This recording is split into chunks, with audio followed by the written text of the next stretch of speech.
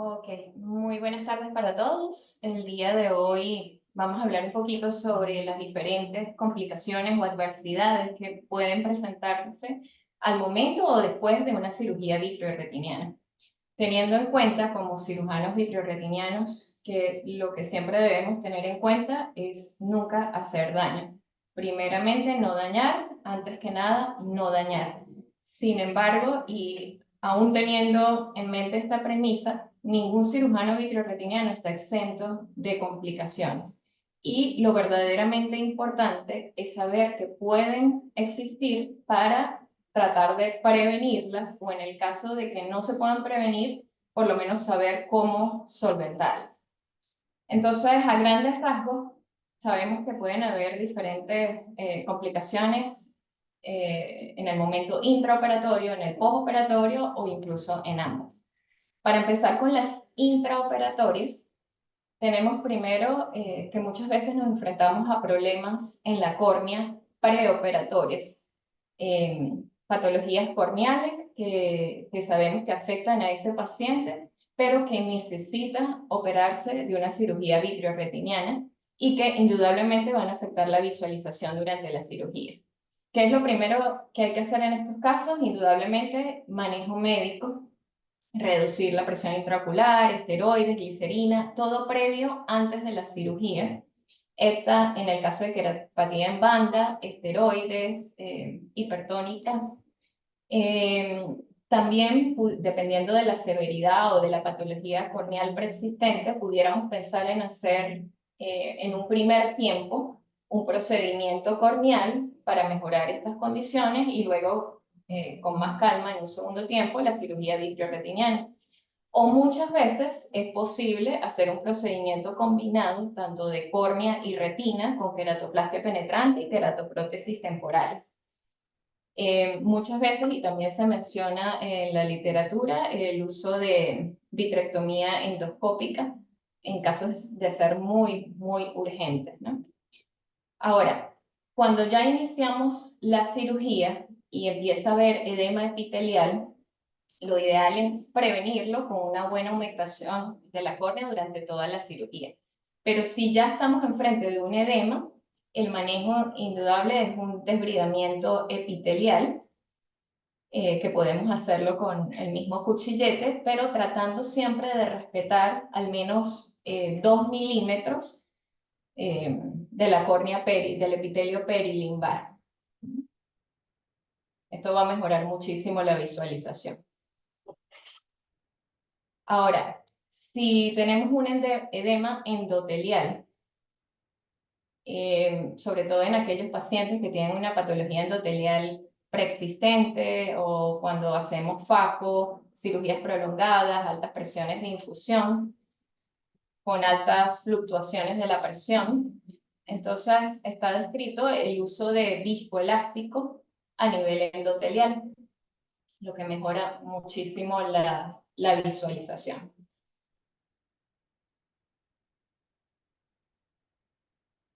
Ahora, en casos de oscurecimiento de la cámara anterior por ifema preexistente, lo que se debe hacer pues, es un lavado de cámara anterior, eh, como vemos en la imagen, que probablemente en muchos de estos pacientes es necesario repetir durante la cirugía. Si tenemos problemas con la dilatación, pupilas pequeñas, podemos tener varias opciones, entre ellas considerar gotas tópicas más fuertes, epinefrina intracameral, hacer una viscomidriasis o cinequiólisis con cánulas, espátulas, o usar los diferentes dispositivos para mejorar la dilatación, como son el anillo de Mayugan o los ganchos de Iris, o incluso una pupiloplastia quirúrgica. Todo con el fin de poder obtener una mejor visualización, recordando que en la vitrectomía esto es un punto clave para el éxito de la cirugía. Ahora, ¿qué pasa si ya empezamos, ya vamos a cavidad vítrea, colocamos nuestros trócares y ahí no vemos la cánula de infusión entrar a la cavidad vítrea?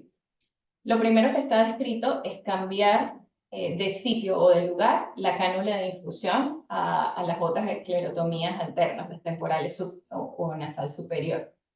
También pudiéramos ayudarnos con una cánula más larga de 6 milímetros, sobre todo en casos que sabemos o que pueden ser complejos, como un desprendimiento de retina abuloso. Está descrito que puede empujarse manualmente hacia adentro, tratando de penetrar hacia la cavidad vítrea, pero lo más importante es nunca abrir la infusión si no podemos visualizarla adecuadamente. Esa infusión debe vigilarse durante todo el procedimiento y en casos extremos está descrito que incluso puede colocarse a nivel de cámara anterior temporalmente. Pero entonces, ¿qué pasa? ¿Por qué no podemos ver la cánula de infusión cuando hay presencia de tejido sobre la cánula? Entonces, quizás lo más práctico es con el mismo vitrector, desde la esclerotomía nasal, el monojo pseudofáquico, o desde la superotemporal, cortar o liberar ese tejido para que la cánula de infusión pueda entrar completamente. Una alternativa sería emplear una aguja de mariposa 23G conectada a una jeringa que puede usarse para disecar los tejidos que cubren la punta de la cánula y al mismo tiempo para presurizar la cavidad vitrea, favoreciendo la liberación de la infusión. Ahora, problemas con el cristalino. Podemos tener un paciente con una catarata previa a la cirugía vitreoretiniana, en cuyo caso lo más idóneo sería hacer una cirugía combinada de catarata más retina. Ahora, si ocurre el toque del cristalino durante la vitrectomía o un traumatismo del cristalino intraoperatoriamente, lo ideal sería retirarlo en la cirugía, hacer una facomulsificación tratando de preservar cápsula posterior o en su defecto una lensectomía tratando de conservar cápsula anterior, pudiendo colocar inmediatamente el lente o dejándolo para un segundo tiempo si no hemos hecho los cálculos respectivos. De todas, sabemos que el cristalino resulta muchas veces el enemigo del cirujano vitreoretiniano. La vitrectomía, incluso cuando está hecha en manos expertas, se ha demostrado que es cataratogénica. No muchas veces dependiendo de la duración de la cirugía ni del gas utilizado, sino más bien dependiendo de la edad y del uso de aceite de silicona. Si a esto le sumamos el toque iatrogénico, la toxicidad lumínica, cambios oxidativos al aumentar la saturación de oxígeno en la cámara posterior, acción directa del gas o del silicón, vamos a producir cataratas antes de lo esperado. El toque accidental del cristalino, hay diferentes prevalencias, pero en promedio se produce en el 9% de los casos en manos experimentadas y se puede apreciar como una línea en la superficie posterior de la cápsula posterior del cristalino. ¿Qué hacer? En ese momento, pues realmente es poco probable que el contacto vaya a afectar la visualización durante la cirugía. Pudiéramos bien concentrarnos solo en la parte retiniana o aprovechar ese momento para, como le dije, extraer el cristalino. Ahora, ¿qué problemas con el lente intraocular pudiéramos encontrar? Muchas veces ocurre la condensación en la superficie posterior del lente, sobre todo durante el intercambio líquido-aire, al haber una diferencia de temperatura entre el aire y la superficie posterior del lente. Este se condensa y bueno, cubre la superficie posterior del lente. ¿Qué debemos hacer? Aplicar viscoelástico. Generalmente solo esta maniobra es suficiente para aclarar la visualización. Si esto no es suficiente, podemos usar una punta suave para proceder a limpiarla o regresar al líquido, completar el proceso o el paso que íbamos a hacer en líquido y finalmente intercambio con aceite de silicona. Aquí tenemos muy visible cómo se puede opacificar rápidamente la parte posterior del lente y cómo mediante la simple inyección de viscoelástico, se recupera completamente la visualización. Ahora, ¿qué pasa si durante la vitrectomía vemos la presencia de hemorragia retiniana o de otros vasos? Generalmente, estas hemorragias pueden venir directamente de los vasos retinianos, en los que la hemorragia puede ser severa por neovascularización, que es variable, o incluso por la coriocapilaris. En cualquier caso, siempre que haya hemorragia, la clave es dejar que se forme un coágulo que tapone este vaso que está jugando. Entonces, ¿qué hacemos si vemos hemorragia, ante la presencia de hemorragia? Lo primero, aumentar la presión de infusión.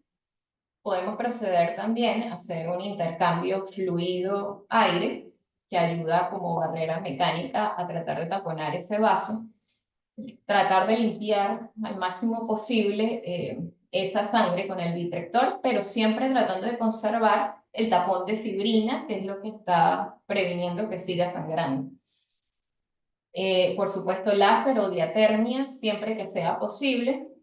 Podemos también usar presión directa suavemente con un instrumento Romo sobre el vaso sangrante, viscoelástico en el sitio de la hemorragia, perfluoro o incluso aceite de silicón en casos más severos.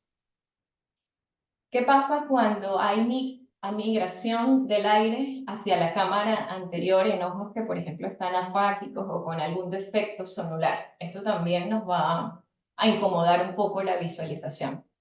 Si esto es así, podemos proceder a colocar viscoelástico en la cámara anterior para que actúe como barrera y mantenga ese aire en la parte de atrás. Podemos colocar a modo de respiradero en una de las cánulas como un conducto de salida para liberación del aire, y también pudiéramos regresar a intercambio líquido y completar los pasos. Ahora, ¿qué complicaciones pudieran estar relacionadas con el perfluoro? Pudiéramos encontrar perfluoro que pasa y se queda en la cámara anterior o queda de forma residual en la cavidad vitrea. Lo ideal es sacarlo completamente, evitando que se formen burbujas durante su infusión. Para esto, entonces, debemos tener la cánula de perfluoro dentro de la burbuja de perfluoro en todo momento, pero lo suficientemente retraída para que el puerto de salida de doble orificio no esté en el perfluoro. Evitar, por supuesto, el sobrellenado y tratar de eliminarlo o extraerlo por completo. ¿Qué pasa cuando ese perfluoro pasa al espacio subretiniano? Pues evidentemente va a causar una toxicidad retiniana y también del epitelio pigmentario con los consecuentes escotomas en el paciente. Para evitarlo, debemos tratar de que cuando se coloque, evitar un chorro fuerte durante la colocación, evitar apuntar a la mácula o a las roturas de la retina, evitar que se formen burbujas y tratar de ayudarnos también con el posicionamiento adecuado del ojo al momento de la inyección en caso de que sean desgarros muy, muy grandes o retinectomías grandes. Cuando ese líquido queda en el espacio subretiniano, pues se ha demostrado que hay más riesgos de que eso suceda cuando hay desgarros gigantes, en casos graves de vitreoretinopatía proliferativa, extensas retinotomías o desprendimientos de retinas en los que hay múltiples desgarros.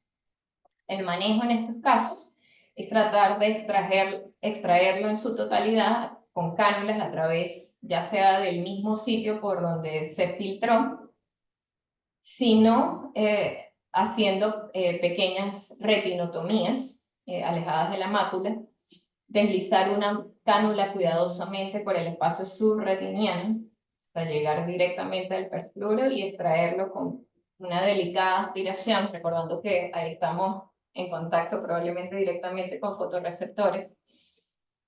Y bueno, recordar que esta es una complicación potencialmente grave, gracias a Dios es infrecuente, Puede utilizarse también en muchos casos como técnica quirúrgica cuando se intervienen casos de BPR. Ahora, en cuanto a las complicaciones relacionadas con el silicón, puede haber migración intraoperatoria del aceite de silicón a la cámara anterior, sobre todo cuando hay un exceso de llenado o en casos apáquicos o con alteraciones en zónulas. Podemos manejarlo inyectando viscoelástico en cámara anterior, empujando ese silicón hacia atrás o hacia afuera a través de la paracentesis. También pudiéramos aspirarlo directamente con una cánula de extrusión a través de paracentesis en cámara anterior o con una aguja conectada a una jeringa haciendo presión negativa. ¿Qué pasa cuando ese silicón se escapa al espacio subretiniano o al espacio supracoroideo? Es una complicación poco frecuente, pero puede ocurrir, sobre todo en casos complejos de desprendimiento de retina con BPR. Está descrito que el drenaje AB interno es complicado y por lo general tiene más riesgo de complicaciones. Y por lo general se sugiere una extracción desde el espacio subretiniano supracoroideo por vía transescleral. Ahora, una de las complicaciones que debemos tener más en cuenta es la provocación iatrogénica de roturas en la retina durante los diferentes procedimientos de la vitrectomía. Para esto, pues, debemos identificarlas y tratarlas justo en el momento intraoperatorio para evitar que más tarde, cuando el paciente salga de cirugía, vaya a desarrollar un desprendimiento de retina. La incidencia es alrededor del 5% en pacientes operados de agujero macular, en 20% en DR traccional diabético y 7.3% en casos de DR complejo. Por lo general, las roturas iatrogénicas se producen muy cerca de las esclerotomías de entrada por tracción vítrea y los principales factores de riesgo son la presencia de cristalino y desprendimiento de retina traccional diabética. Cuando se presentan a nivel anterior, por lo general están ocasionadas por tracción en las esclerotomías y cuando se producen a nivel posterior, por las maniobras quirúrgicas, por ejemplo, durante el pelamiento de membranas traccionales. En todo caso, el manejo es aliviar toda la tracción que haya alrededor de esas desgarros, de esas roturas. Por supuesto, retinopexia, láser o crioterapia. Si hay líquido subretiniano asociado, por supuesto hay que drenarlo. Y en muchos casos se hace necesario entonces el taponamiento con aire o gas. Si no se puede eliminar toda la tracción, considerar incluso retinectomía focal. Aquí tenemos un ejemplo de cómo al momento del pelamiento de esas membranas traccionales a nivel del polo posterior se produce entonces un desgarro, una rotura iatrogénica. Una vez que se identifica, entonces es necesaria el láser y su tratamiento. Recomendaciones: evitar el prolapso e encarceración del vitrio en las esclerotomías, minimizar en lo máximo posible la entrada y salida de instrumentos a repetición, disección del vitrio encarcerado bajo depresión escleral y examinar de forma meticulosa las esclerotomías, sobre todo la dominante, antes de realizar un intercambio, que es cuando suelen producirse más roturas. En cuanto a la infusión subretiniana y supracoroidea, está descrito un aumento de estas complicaciones en los sistemas de vitrectomía de pequeño calibre. Básicamente, cuando hay desplazamiento de esas cánulas en diferentes pasos de la cirugía, sobre todo en la depresión escleral, y esta sale de la cavidad vítrea y, en un lugar erróneo. Lo ideal es recordar que esa introducción de los trócares debe ser muy tangencial para que quede bien conformada esa esclerotomía y haya menos riesgo de desplazamiento durante los diferentes pasos. Ahora, el derrame coroideo. Esto puede ocurrir debido a un desequilibrio entre infusión y expiración. Lo importante aquí es encontrar rápidamente la causa y solucionarla. Debemos descartar que la infusión precisamente no esté desplazada o que esté bloqueada por torceduras en la línea de infusión. Y lo ideal es aumentar rápidamente la presión de infusión para tratar de contrarrestarla. Considerar siempre la posibilidad de que esto sea hemorrágico, de una hemorragia supracoroidea que por lo general es más oscura. Entonces, aquí tenemos un ejemplo durante la vitrectomía, cómo de repente empieza a observarse esa bolsa coroidea que eleva también la retina, pero que en el caso de derrame coroideo, que es seroso, no tiene esa coloración tan oscura y que suele controlarse la mayor parte de las veces simplemente al subir la presión de infusión.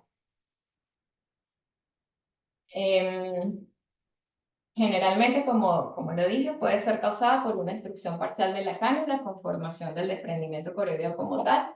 Entonces, si esto es así, cerrar la infusión, cambiar la línea de infusión a otro de los puertos, no retirar ese trocar para permitir que por él mismo pueda drenar el líquido supracoroideo después de aumentar la presión intraocular.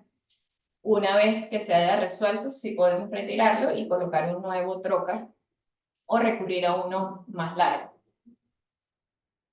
¿Qué pasa cuando no es líquido, sino aire subretiniano? Entonces debemos sujetar muy bien la infusión, confirmar que ésta esté en la cavidad vítrea. Si no es así, debemos detenerla, moverla a un lugar diferente. Si la cánula de difusión está colocada correctamente, el aire subretiniano es un signo de que no se alivió suficientemente la tracción antes del intercambio líquido-aire. Entonces debemos regresar al líquido, aliviar la tracción y eliminar el aire subretiniano antes de regresar al aire. Que es importantísimo tener en cuenta, a pesar de que es muy raro, que pueden haber desprendimientos coroideos por aire al hacer el intercambio fluido-aire. Esto sucede cuando hay acúmulo de aire a presión en el espacio supracoroideo, lo que puede lesionar la ampolla de la vena vorticosa con posibilidad de embolismo venoso aéreo, y si es un paciente que por mala suerte tiene un foramen oval permeable, puede producir incluso un embolismo arterial fatal. Entonces, a pesar de que es muy raro, debemos tenerlo en cuenta. Y si esto llegase a ocurrir, hay que parar inmediatamente el intercambio aire, sobre todo si estamos ante un ojo que fue traumatizado y que sabemos que puede tener lesiones previas en los vasos coroideos. Reconfirmar la posición de la cánula de infusión antes del intercambio, y si vemos que ocurre elevación de la coroides, cerrar la entrada de aire e investigar por qué está ocurriendo. Modificar el ángulo de inserción de la cánula, asegurar la línea de infusión al campo quirúrgico para que no se esté desplazando, comprobar periódicamente la apariencia externa de la infusión, asegurar el posicionamiento correcto, sobre todo justo antes de los intercambios a aire o aceite de silicón, y ser consciente básicamente de que puede ocurrir una obstrucción de la cánula, sobre todo cuando hacemos depresión escleral, sobre todo en el cuadrante donde está la cánula de infusión.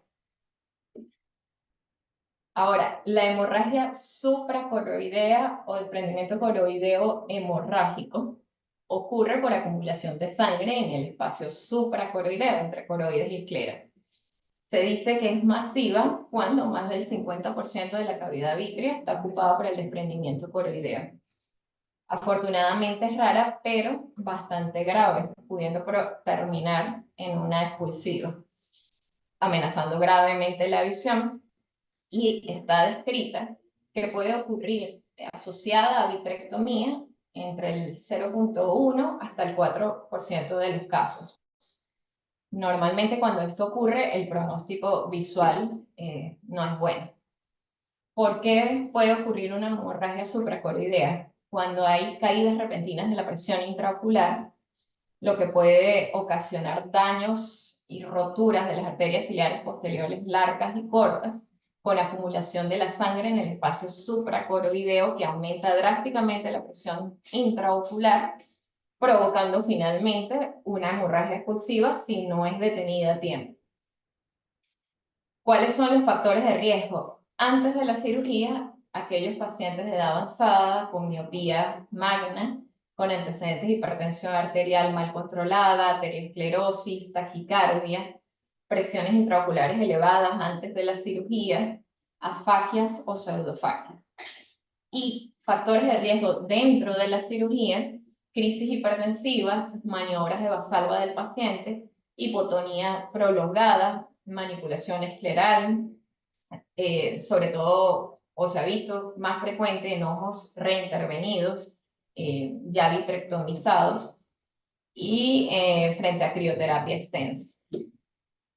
¿Qué hacer? ¿Qué hacemos? Lo primero, ante su sospecha, es no desesperarnos, no perder la calma.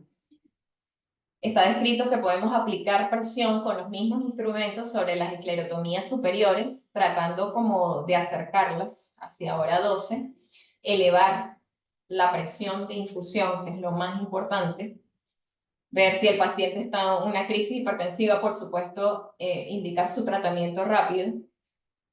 Si la hemorragia es pequeña, podemos terminar rápidamente la cirugía y cerrar.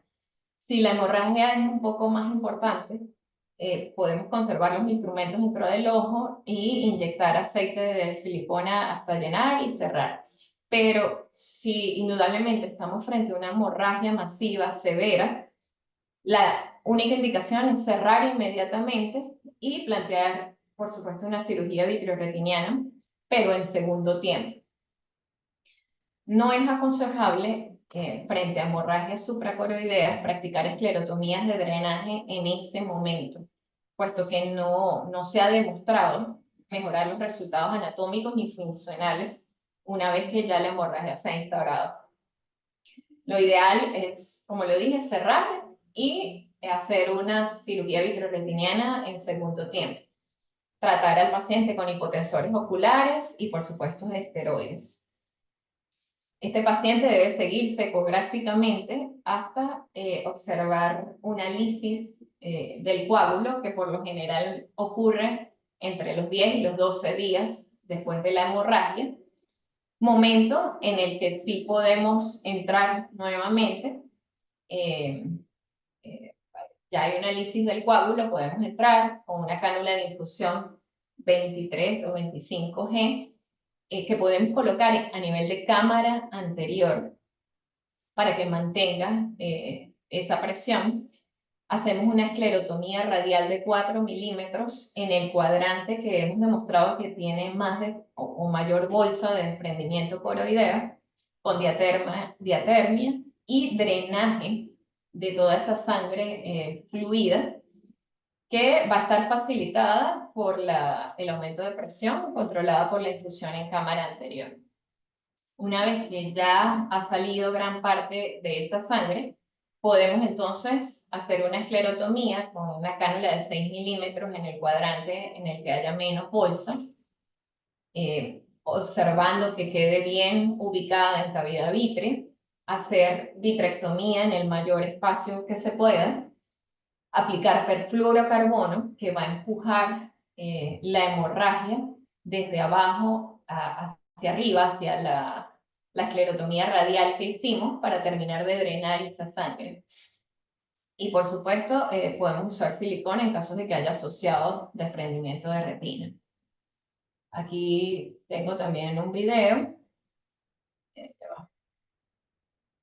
de cómo es la esclerotomía radial. Aquí no utilizan un mantenedor de cámara ni la línea de infusión en cámara anterior, sino que lo hacen manualmente, inyectando solución en cámara anterior a medida que se produce el drenaje de la hemorragia.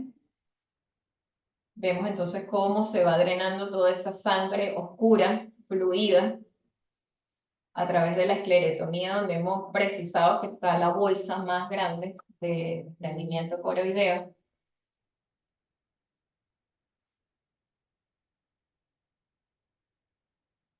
Esto puede tardar un poco. Algunos autores aconsejan repetirla en otros cuadrantes. Una vez que podemos entrar, entonces, en este caso, limpian esa malla de fibrina a nivel de cámara anterior para mejorar la visualización.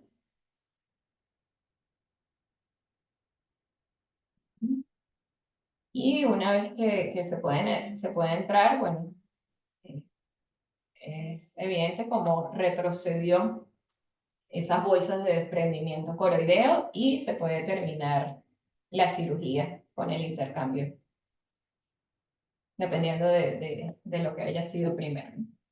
En cuanto a la encarceración vítrea, esto puede ocurrir sobre todo cuando hay desgarros retinianos por contracción del vitrio residual.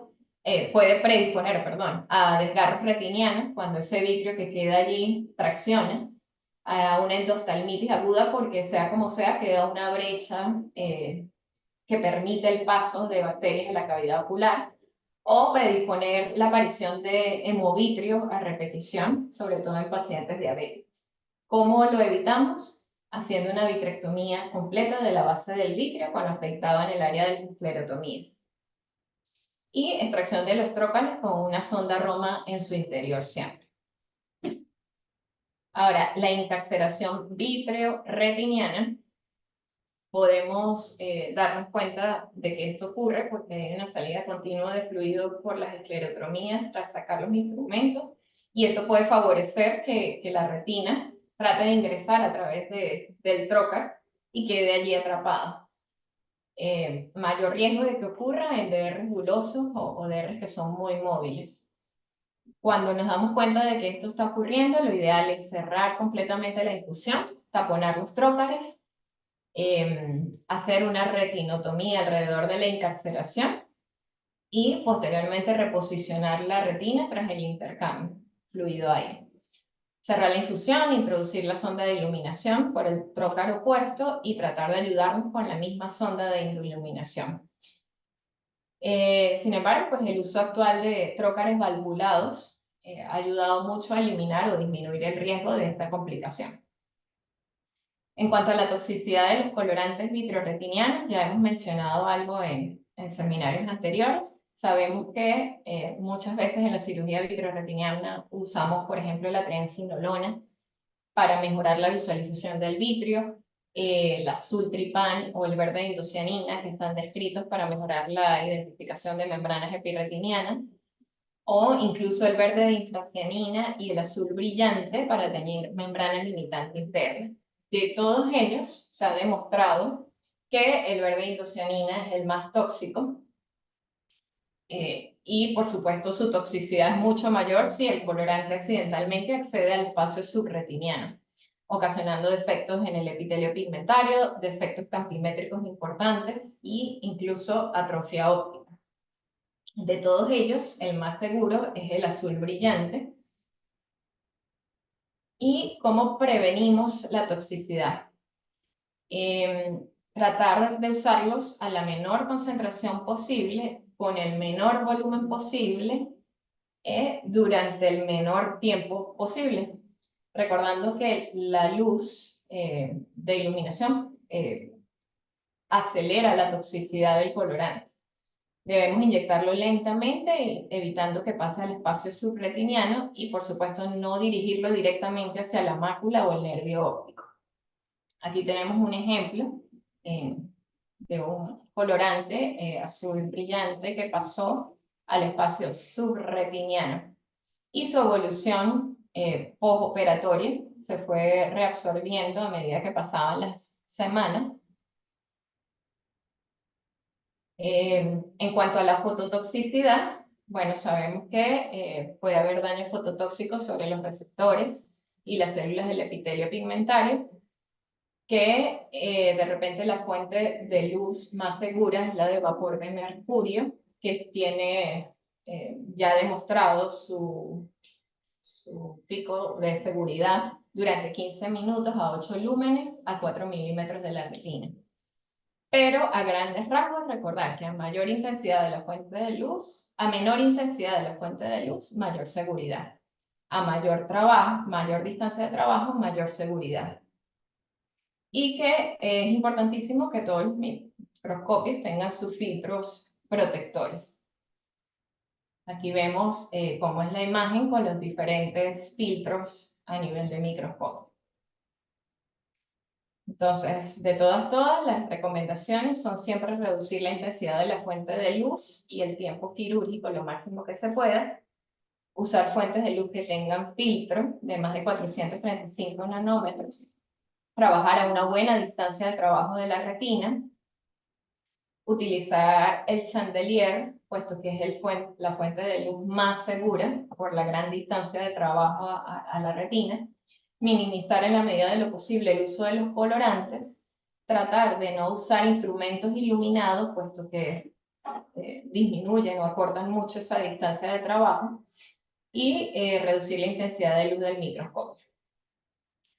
En cuanto a las oclusiones oculares, tenemos que saber que a pesar de que son poco frecuentes, pueden ocurrir y generalmente están asociadas bien sea a la técnica de bloqueo retrovulvar o a elevaciones mantenidas de la presión intraocular. Son más frecuentes las oclusiones de arteria central de la retina en estos casos. Pueden provocarse por trauma directo de los vasos retinianos durante la inyección del anestésico, compresión de los vasos con compromiso de la perfusión de la arteria central de la retina, por efecto farmacológico de la solución anestésica, prolongada elevación de la PIO en el curso de la vitrectomía, o incluso dosis excesivas de adrenalina en la infusión intravítrea. ¿Qué otras complicaciones pudiéramos encontrar ya después de la cirugía? Por ejemplo, las asociadas a siliconas, como la emulsificación del aceite de silicón, que puede depositarse tanto en la cavidad vítrica como pasar a cámara anterior. La emulsificación está relacionada con la proporción de componentes de bajo peso molecular en el aceite. Hay mayor facilidad de migración y de bloqueo de la malla trabecular, aumentando la presión intraocular. Y mientras mayor tiempo esté el silicón dentro del ojo, hay mayor riesgo de que esto ocurra. Una vez que el silicón está emulsificado, lo ideal es que si se prevé que el paciente debe continuar con el silicón durante un tiempo prolongado, usar siliconas de alta viscosidad. Si debe continuar, entonces sacamos esa silicona emulsificada y colocamos nuevamente silicón de ser necesario. También pueden ocurrir cataratas secundarias al silicón y el riesgo la incidencia alcanza hasta el 73% en el primer año. Entonces, la decisión de realizar la cirugía del cristalino en el mismo acto quirúrgico va a depender de muchos factores como la localización, la extensión de la patología vitreoretiniana, el grado previo de la opacidad y consideraciones previas de cada cirujano. También pudiera retirarse al momento de retirar el silicón, pero siempre tratando de conservar íntegra entonces la cápsula posterior. Siempre que vayamos a tratar una catarata secundaria de silicón, debemos tener en cuenta el factor de corrección para el cálculo de la longitud axial en ojos con aceite de silicón, que sabemos que la velocidad del sonido es de 986 en comparación con la del medio vítreo. Realizar la medición ecográfica en bipedestación para evitar esa interfaz acuosa y no implantar lentes intraoculares de silicón. Si tenemos un ojo que tuvo que ser, va a requerir un tamponamiento con silicón. Puede haber una descompensación corneal y queratopatía en banda que puede ocurrir hasta en un 26% en 2 años. Tienen mayor riesgo aquellos ojos apáquicos con neovascularización en el iris, con inflamación crónica. Y lo ideal es controlar esa inflamación intraocular, retirar el silicón y muchos de estos pacientes finalmente van a requerir procedimientos corneales como la quelación o el trasplante de córnea. Ahora, ¿cómo manejamos las complicaciones postoperatorias en cuanto a la hipertensión ocular? La hipertonía tras la cirugía de vitrectomía puede ser causada por muchas variables, como el bloqueo pupilar, la inflamación, exceso de llenado de gas o silicón, uso prolongado de esteroides, sinequias, glaucoma hemolítico, cerclajes muy apretados, entre otros. Pero a grandes rasgos debemos tener en cuenta que ante un ojo con hipertensión ocular, pudiéramos ver si hay un ángulo abierto que generalmente se produce por inflamación, respuesta exagerada a esteroides, disco elástico retenido, sobrellenado del agente tamponador sin bloqueo pupilar, la presencia de ipema o células fantasmas, y por lo general estos casos suelen responder un poco mejor al tratamiento tópico o una paracentesis de drenaje para bajarla más rápido. Sin embargo, cuando tenemos hipertensión ocular postoperatoria en un paciente que tiene un ángulo cerrado, por lo general puede ser ocasionado por un sobrellenado del agente tamponador con bloqueo pupilar, o que el llenado fue apropiado, pero había una inestabilidad zonular y no se hizo una iridotomía inferior, cierre del ángulo por sinequias, mal dirección o desviación del humor acuoso y por hemorragia coroidea. Entonces, básicamente, el manejo de esa hipertensión ocular va a depender de la causa subyacente que estemos sospechando. Pero a grandes rasgos, iniciamos con tratamiento médico, tópico o sistémico para reducir hipotensores oculares, paracentesis de cámara anterior, iridotomía periférica con láser. Muchas veces puede ser necesario recurrir nuevamente a una vitrectomía para abordar la cara hialoidea si aún está intacta en caso de que sospechemos de un glaucoma por maldirección del humor acuoso. Si hay sobrellenado del agente tamponador, pues insistir en el posicionamiento boca abajo o muchas veces es necesaria la extracción parcial del mismo. Si lo anterior falla y es por hemorragia coroidea, considerar el drenaje como lo expliqué anteriormente. Y si todo lo anterior falla, muchas veces es necesaria la cirugía filtrante. Ahora, el caso contrario, ¿qué hacemos con un ojo hipotónico tras cirugía vitreoretiniana, con píos por debajo de 6 milímetros? Esas hipotonías por lo general pueden ser transitorias o mantenidas. Complicación relativamente frecuente asociada al uso de aceite de silicón, que produce retracciones en la retina anterior que provocan un fracaso del cuerpo ciliar. Muchos de estos pacientes pueden estar asintomáticos, pero también pueden presentar disminución de la visión, dolor ocular, efusión coroidea, queratopatía, maculopatía hipotónica, cataratas, edemas del nervio óptico o en casos más drásticos, incluso llegar a una tisis bulbar. La principal causa es fuga o seguir del positivo a través de las heridas. También pudiéramos estar ante la presencia de un desprendimiento de retina, congestión coroidea, cirugías con retinotomías extensas, alteraciones del cuerpo ciliar o incluso excesos del tratamiento hipotensor. ¿Cómo manejarla? Dependiendo de la causa. Si hay fugas, suturar esas esclerotomías, corticoides, intercambio con aceite de silicona en algunos casos. Pero lo más importante pues es prevenirlo con una técnica depurada y cuidadosa al momento de hacer las esclerotomías, desplazando la conjuntiva adecuadamente con una inserción del trocar oblicua y biselada, compresión roma sobre las mismas al retirar las microcánulas y sutura de las mismas si se ven fugas al terminar la cirugía. Podemos tener pacientes también que después de la cirugía quedan con un defecto epitelial recurrente, sobre todo cuando durante la cirugía hemos tenido que retirar ese epitelio. En estos casos, muchas veces se hace necesario suspender las gotas y colocar un lente de contacto o oclusión ocular. Y si ha habido daño endotelial con edema corneal,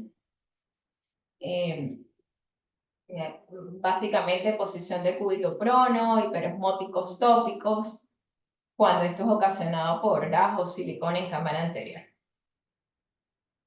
Entonces, complicaciones postoperatorias relacionadas al gas intraocular. A nivel de segmento anterior puede provocar catarata, que por lo general es subcapsular posterior y posteriormente se vuelve nuclear. Puede provocar un desplazamiento del lente. Puede provocar también hipertensión ocular temporal durante esa expansión del gas, sobre todo si han habido errores y se ha colocado un gas equivocado o una concentración incorrecta.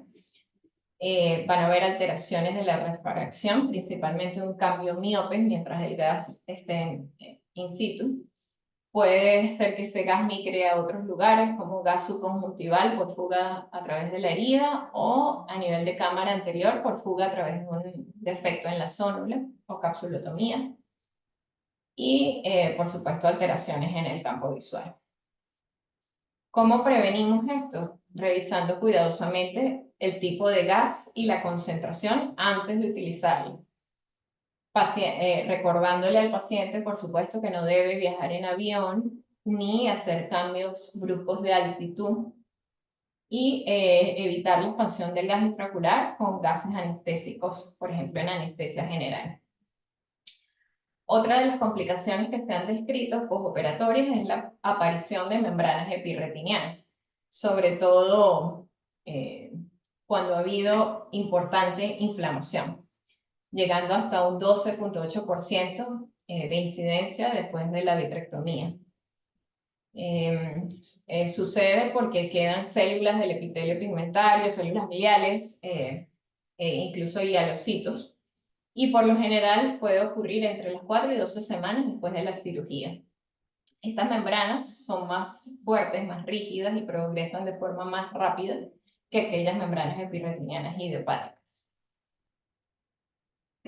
Entonces el tratamiento consiste en nueva vitrectomía con peeling de membrana epirretiniana más peeling de membrana limitante interna.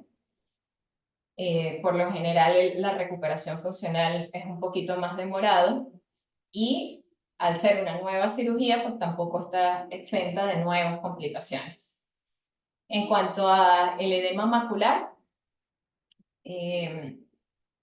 puede haber edema macular preoperatorio o bien posterior a la cirugía de vitrectomía. La aparición es alrededor del 29% al mes de la cirugía y se debe a la inflamación postoperatoria que hay. El tratamiento, inicialmente tópico con AINES, podemos usar también corticoides, incluso anti-VEGFs o inhibidores de la anhidrasa carbónica. En cuanto a la presencia de agujero macular post-cirugía de desprendimiento de retina, pueden ser debidos a otras etiologías, aparte de la atracción tangencial del vitrio. Esas membranas epirretinianas pueden promover la aparición del agujero macular. Sus características clínicas son muy similares a la de un agujero macular idiopático, sin embargo el resultado funcional está limitado en aquellos pacientes que han tenido ya un desprendimiento macular. Entonces aquí vemos un ejemplo de un paciente que desarrolla agujero macular posterior a una vitrectomía y que es sometido nuevamente a una segunda intervención con cerrado del mismo. ¿Qué pasa cuando hay persistencia del fluido subretiniano, por ejemplo, después de una cirugía de desprendimiento de retina? Suele tardar varios meses en reabsorberse por completo y según los diferentes estudios, no parece influir a grandes rasgos en la agudeza visual final. Aquí tenemos un ejemplo de cómo fue esa evolución a través del tiempo de esa persistencia del fluido subretiniano posterior a una cirugía de desprendimiento de retina y se fue reabsorbiendo con el tiempo, mejorando la agudeza visual. La composición de ese líquido cambia dependiendo de la duración. A mayor tiempo, mayor proteínas y es más difícil de absorberse. Pero por lo general su desaparición es espontánea y no precisa de tratamiento. ¿Qué pasa ahora con la presencia de pliegues retinianos postquirúrgicos? Afortunadamente es una complicación poco frecuente de la cirugía de desprendimiento de retina. Se debe a un drenaje incompleto del líquido subretiniano que se acumula en el límite del desprendimiento. Son más frecuentes en la periferia, donde carecen un poco de importancia, pero si esto ocurre a nivel macular, por supuesto es una complicación grave. Se debe a un drenaje incompleto del líquido subretiniano. La zona de la retina que queda con líquido es empujada por el gas y una vez que ocurre esa reabsorción del líquido, entonces existe un contacto entre la capa de fotorreceptores que produce el pliegue macroscópico en la retina, con pérdida de la actividad de los fotorreceptores, apoptosis y finalmente alteraciones del campo visual y metamorfosis. ¿Cuáles son los factores de riesgo? Tamponamiento con gas, desprendimientos de retinas recientes porque tienen líquidos con poca viscosidad que se reabsorben rápido, cerclajes anchos, DRs superiores, drenajes incompletos, deslizamiento de la retina por un desgarro gigante. Y bueno, básicamente una técnica quirúrgica depurada y un posicionamiento postoperatorio adecuado evitan esta complicación. Aquí vemos un pliegue retiniano a nivel macular, vemos como a nivel de OCT se ve claramente cuando se reabsorbe este líquido subretiniano, la posición de la capa de fotorreceptores. Se ha propuesto para manejar estos casos el pelamiento de membrana limitante, membrana epiretiniana, masajear la retina bajo perfluoro con cánula de silicón. Pero otra opción más admitida es hacer un redesprendimiento de la retina en la zona donde está el pliegue, inyectando líquido subretiniano, intercambio fluido-aire, taponamiento con gas y posición en decúbito prono en el postoperatorio inmediato. En cualquier caso, los resultados funcionales son extremadamente variables. Aquí tenemos un videíto. Entonces, cómo se trata de masajear poco a poco el área donde se encuentra el pliegue, luego con el líquido pesado se intenta aplanar para movilizar ese líquido, nuevamente un desprendimiento de retina, pero ya haciendo el procedimiento otra vez, pegando la retina para quitar el pliegue. También pudiéramos tener hemorragias que son persistentes, sobre todo en el paciente diabético, persistentes cuando permanecen tras el primer día de la cirugía, precoz durante el primer mes de la cirugía o recurrente a partir del primero o segundo mes postoperatorio. Factores de riesgo, cirugías prolongadas en pacientes jóvenes que tienen unas retinopatías diabéticas proliferativas más agresivas, una mejor visión preoperatoria, una peor visión se asocia a retinas más isquémicas y atróficas, con menor riesgo en teoría. Pacientes con neovascularización en iris son más propensos a sangrar, por supuesto. Aquellos que ya tienen complicaciones sistémicas con amputaciones de miembros inferiores, hipotonía postoperatoria o hipertensión arterial preoperatoria. El manejo en estos casos, antiangiogénicos o triancinolona, endofotocoagulación, crío, usar siempre taponadores al final de la cirugía. Muchos casos pueden observarse, otros requieren el intercambio con gas. También está descrito el uso de activador tisular de plasminógeno o anti-VEGF. En cuanto a la inflamación, que es una complicación que puede verse prácticamente en cualquier cirugía, pero que puede comprometer indudablemente el resultado final, así la cirugía haya sido completamente exitosa. Esta puede provocar proliferación vitreoretiniana, hipertensión ocular y básicamente acotar que siempre el tratamiento postoperatorio en todos los pacientes intervenidos con cirugía vitreoretiniana debe comprender el uso de un midriático, un antibiótico y un esteroide. Factores de riesgo que nos hablan de un paciente que puede desarrollar más inflexión de desprendimientos de retinas crónicos en personas jóvenes con desgarros retinianos extensos, con hemorragia vítrea, antecedentes de uveitis o de traumatismo ocular. Entonces, ya para finalizar, recordar que ni el mejor cirujano vitreoretiniano está exento de complicaciones. Y en todo caso, lo importante es saber cómo afrontar las diferentes adversidades que se van presentando en la cirugía, saber cómo evitarlas para intentar evitarlas, y si no podemos evitarlas, cuando estas aparezcan, por lo menos saber solucionarlas, de manera de no caer en caos y poderle brindar finalmente al paciente el mejor resultado posible. Por su atención, muchísimas gracias.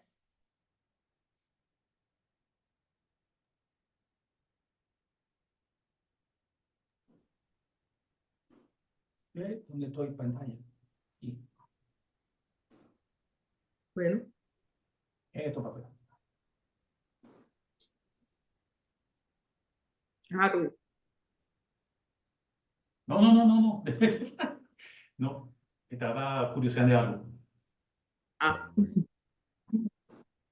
Bueno, comentarios, muchachos. Bueno, yo voy a arrancar con los básicos, los muy básicos Dale.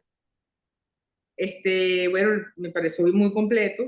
Hay varias cosas que hoy en día ayudan bastante, que es, por ejemplo, que los trócares que se están utilizando hoy en día son, o sea, no puede hacer las incisiones solamente, sino que al haber un trocar ya eso ayuda mucho a que la entrada y salida de instrumentos sea menos traumática, y si el trocar es valvulado, te ayuda mucho más.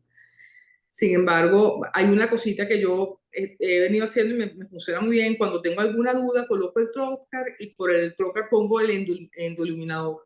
Entonces, al ver la luz adentro de cavidad, cuando tengo, oye, ya estoy segura de que está todo libre, etcétera, y puedo colocar entonces lo que vaya a colocar. Y si es un trocar valvulado, eso evita que tenga, digamos, que una pérdida de líquido mientras hago la maniobra, ¿no? Eso a mí me ha ayudado algo.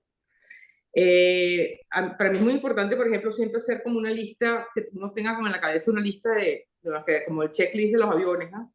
Esto se cumplió, esto se cumplió, esto se cumplió, o sea, más o menos para que cuando tienes cualquier cosa que tienes que revisar, sepas en qué paso estás y qué le vas a decir al instrumentista.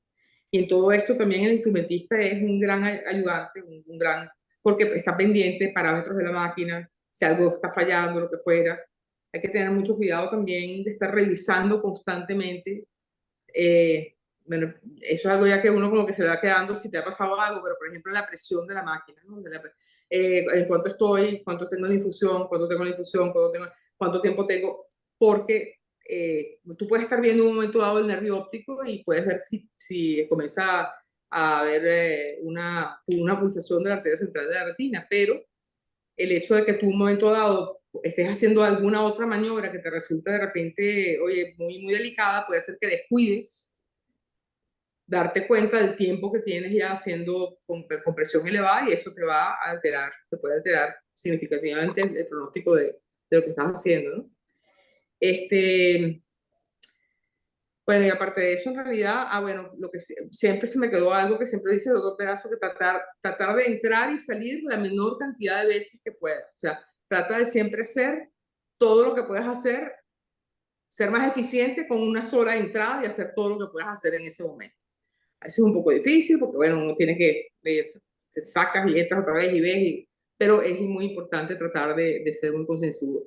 La revisión final también es muy, para mí se ha convertido en algo bien importante, hacer la orientación, observar bien lo que tú dices, que alrededor de los lugares, sobre todo donde están las esterotomías, no tengas ningún desgarro. Generalmente allí es donde son zonas que son verdaderamente muy delicadas para que se produzcan.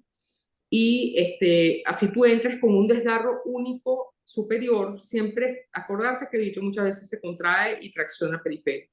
Entonces siempre chequear el lugar, la contraparte de donde se produjo el desgarro y, bueno, y una buena identificación para saber que en líneas generales todo está bien cuando sales de la cirugía.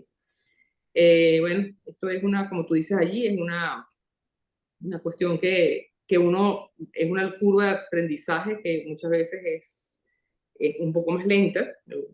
Te van pasando cosas en el camino que te van enseñando y yo creo que uno siempre se tiene que nutrir de las experiencias que ha tenido para no volver a cometer los mismos errores y tratar de siempre dar un mejor pronóstico al paciente. De resto me parece que está muy completo. Antonio. Bueno, pues sí, me parece muy completo. Lo único que te faltó como complicación grave ahí es la muerte del cirujano. Y espero de no tenerla porque no la voy a poder resolver. Entonces, pero verdad que está muy completa, muy completa. Una de las cosas, lo del checklist es importante. Uno tiene que hacer una revisión exhaustiva desde el principio de la cirugía, del equipo, del microscopio. Si es posible usar equipo doble, porque cualquier equipo de eso puede fallar en un momento dado y ya hemos tenido experiencia desagradable en otros sitios. Y bueno, ya verdaderamente los resultados pueden variar. Hay una cosa muy importante, pues el sistema de visualización, el manejo, en nuestro caso, del BIOM, que a mí me parece muy, muy útil, ¿no? Y parece mentira, pero muy importante el XY, el movimiento, seguir al ojo prácticamente, a la pupila, con los movimientos XY del BIOM. Eso es muy importante para poder visualizar bien lo que estás haciendo. Nunca perder la orientación, dónde están los instrumentos dentro del ojo. Siempre tiene que visualizarlo, saber dónde están, porque muchas veces si uno se desorienta allí puede terminar tocando la retina u otras estructuras, cristalino, etc. Es muy importante. Preferiblemente los trocars valvulados. O sea, preferible no, casi exclusivamente trocars valvulados. ¿Por qué? Porque dan más seguridad. No se escapa el líquido de la cirugía, se evita pues posibilidades de complicaciones. Al colocar los trocars es muy importante la orientación, que sea oblicua la inserción para que después quede algo sellado. Ahí quede un trayecto sellado cuando lo retira. Yo prefiero los trocars número 23. Aunque el 24 y el 27 son excelentes, sobre todo por el sellado que queda allí, pero con trocars más gruesos puedo tener versatilidad en los instrumentos, en las pinzas, en las cánulas de láser o cánulas de infusión, además que proporcionan mayor luz, mayor iluminación, los instrumentos son más fuertes, tiene muchas ventajas. La única desventaja es que puede quedar una fuga allí, pero si la introducción del instrumento se hace oblicua, las probabilidades de que quede eso fugando son remotas. Bueno, claro está, tú describiste aquí una lista de cosas que pueden pasar en la cirugía desde la córnea. Hay que acordarse mucho de la evaluación preoperatoria, de si esa córnea está en buenas condiciones. Uno sabe de antemano si se va a mantener transparente, o ya sabes si va a fallar la córnea y tienes que terminar la vitrectomía porque amenaza la visión del paciente. Bueno, pensar en una queratoprótesis temporal de Landers es de muchísima utilidad. Puedes ponerle la misma córnea del paciente, la reserva y se la pone si es una emergencia, o también se puede pensar en, una vez retirada la queratoprótesis temporal, realizar un trasplante de córnea, o el trasplante de córnea en un segundo acto postoperatorio. Entonces, ¿qué otra cosa importante? Bueno, hay veces cuando el desprendimiento de retina es muy buloso, que tú veas que la posibilidad, o ya te ha quedado la cánula debajo de la retina. Hay que tener mucho cuidado porque como la retina es transparente, uno a veces cree que está dentro de la cavidad vítrea. hay que fijarse muy bien que no tengas tejido retiniano arriba de la cánula, ¿no? Y dentándolo un poco, iluminándose con una cánula de iluminación externa. A través de la misma córnea, uno puede visualizar, si hay duda, dentando la infusión, a ver si hay tejido retiniano arriba de ella o no. Porque uno puede verla, pero de repente que me ha pasado, no, sí está, porque la ves medio borrosa allí, no, sí está no está debajo de la retina y cuando lo abre, entonces vienen las complicaciones. Entonces hay que vigilar mucho esa parte. A veces, entonces, inclusive se puede entrar o por córnea, pero prefiero entrar por el sulcus. En caso, por supuesto, muy seleccionado, que no puedo hacer más nada. Entonces entro por el sulcus y en algún momento queda la cánula, las cánulas de infusión o el vitreófago o la cánula de iluminación debajo de la retina, hay momentos en que digo, bueno, ya basta, no puedo avanzar en la cirugía y si la cambio de posición vuelvo a quedar igual porque el desprendimiento de retina es muy goloso. Entonces lo que hago es una retinectomía, uso el mismo vitreófago para abrir un agujero para poder introducir el vitreófago y al mismo tiempo, si es necesario, en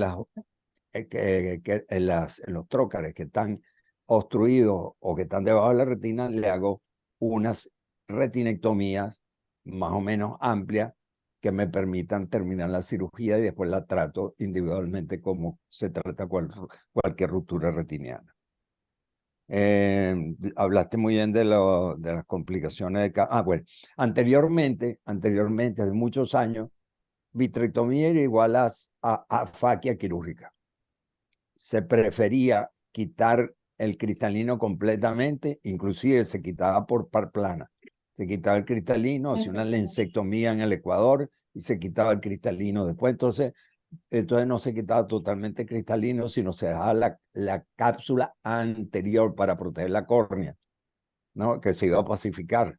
Y después al final de la cirugía se hacía una capsulotomía anterior y se dejaba afáquico. Bueno, hoy en día ya eso, yo creo que nadie piensa en dejar afáquico un paciente, ¿no? Yo prefiero quitar el cristalino siempre, prefiero, a veces que no puedo por alguna otra razón, pero prefiero quitarlo porque entre 70 y 80% de los pacientes terminan con catarata, entonces se complica la evaluación postoperatoria, el paciente se somete a otra cirugía. Entonces yo prefiero retirarlo. Cuando colocas el lente intraocular, claro que hay algunas veces alguna limitación para ver la retina muy periférica, pero con una buena orientación se realiza. Hay una persona que no coloca el intraocular sino hasta el final de la cirugía, pero yo siento que como la cápsula queda bailoteando allí, entonces puede uno herirla porque no está fija, puede herirla o dañarla con el mismo vitreófago cuando está haciendo la vitrectomía muy anterior. Entonces prefiero colocar el lente intraocular para darle rigidez a la cápsula posterior y saber ubicarla donde está. Bueno, pues hablaste de hemorragia. Bueno, hay que evitar el perfluorocarbono debajo de la retina, por supuesto, pero eso ocurre más bien cuando hay desgarros muy amplios, muy grandes.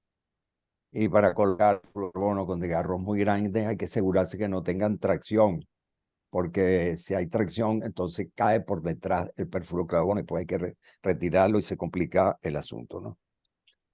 Bueno, hay que asegurarse que la esclerotomía no quede sangrando, porque a veces en el postoperatorio se encuentra con hemorragia vítrea y son producidos por las esclerotomías que quedan sangrando. Yo acostumbro a cauterizarla transconjuntivalmente al terminar la cirugía. Bueno, lo demás lo explicaste muy bien. Yo creo que, bueno, ya es un tema muy amplio. También no solamente son complicaciones de la vitrectomía, sino también de la patología en particular que se está realizando. A mí me parece que una de las vitrectomías más complicadas es la de los diabéticos, porque ahí hay todo, hay tracción, hay sangramiento, etcétera. Y bueno, ahí puede haber complicaciones, una de las más complicaditas. Bueno, aquí con eso terminó las observaciones. Gracias, doctor. Bueno, Y una uy, te pregunta. quedó. ¿Cuál es el problema de las cirugías que usan óxido nitroso como anestesia Ah, claro. y utilizamos gas? ¿Por qué eso es un problema? Por la absorción del nitrógeno, el gas se expande mucho más. Bueno, no es que se expande mucho más, es que ese es el truco de ese gas, que él absorbe nitrógeno de la Nitrógeno. circulación sanguínea y entonces él mantiene el volumen. Si tú le das más nitrógeno, pues puede aumentar la presión. Lo que pasa es que eso ha cambiado un poquito porque el gas tú lo pones al final de la cirugía. Entonces, ya en el momento que le dices al anestesiólogo que vas a poner el gas Sí. intraocular, ya estás cerrando. Entonces, él probablemente corta el flujo de gas, entonces eso ahora no es tan problemático. Y por otro lado, ¿cuándo fue la última vez que entraste en una vitrectomía con anestesia general? Hace tiempo. Sí. Entonces, obviamente eso también ha cambiado. Pues, yo tengo muchas preguntas, pero no podemos ponernos a hacerlas ahora porque es demasiado extenso. Yo pienso que este es un tema que debería darse inclusive en tres partes, porque, preoperatoria, o sea, intraoperatorias y posoperatorias, porque hay muchas cosas aquí que hay que tomar en consideración. Gracias a Dios, los vitriófagos, los instrumentos, la tecnología ha avanzado y nos ha dado muchas manos. Como decía Antonio, sí, la insectomía vía par plana. Entonces uno andaba después buscando el núcleo por ahí atrás, los pedacitos que quedaban brincando por todos lados. Eh, bueno, pienso que es algo que es un tema muy largo, pero diste un resumen bien bueno. Entonces, listo. Gracias, doctor. Felicitaciones, ¿Dónde de es que verdad que nos estuvo íbamos a muy ver? bueno. Porque como es el último seminario, no había celebración.